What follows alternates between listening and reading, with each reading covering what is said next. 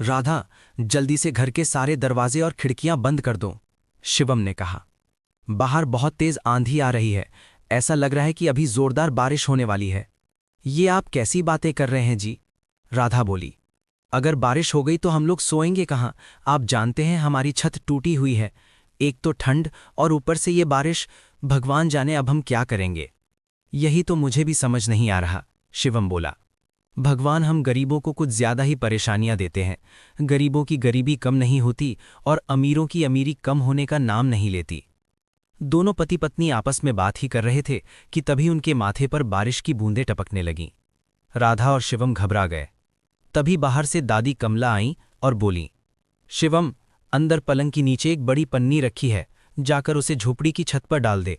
अगर पन्नी नहीं डाली तो ये बारिश और ठंड हमें मार डालेगी। पापा, दादी सही कह रही हैं, छोटी बेटी गुड़िया बोली। हमारे पास ठंड से बचने का कोई इंतजाम नहीं है, एक ढंग का कंबल भी नहीं।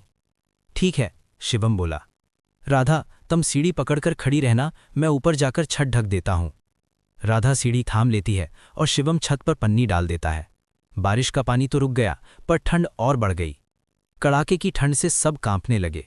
बूढ़ी कमला देवी के पैरों में दर्द शुरू हो गया। आप चिंता मत कीजिए, राधा बोली। घर में कुछ सूखी लकड़ियां हैं, मैं उन्हें जला देती हूं। लकड़ियां जलती हैं और उनकी गर्माहट से कमला देवी और गुड़िया को थोड़ी राहत मिलती है। पूरी रात बारिश होती रही। सुबह शिवम उठता है तो देखता है कि घर में पानी भर चुका है। छत पर डाली पन्नी जगह जगह से फट चुकी थी। राधा, जल्दी उठो, पानी घर में आ गया। सब घबरा जाते हैं। शिवम टीन के डिब्बे से पानी बाहर फेंकने लगता है।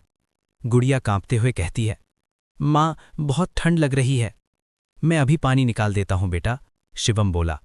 गरीब का नसीब ही ऐसा होता है।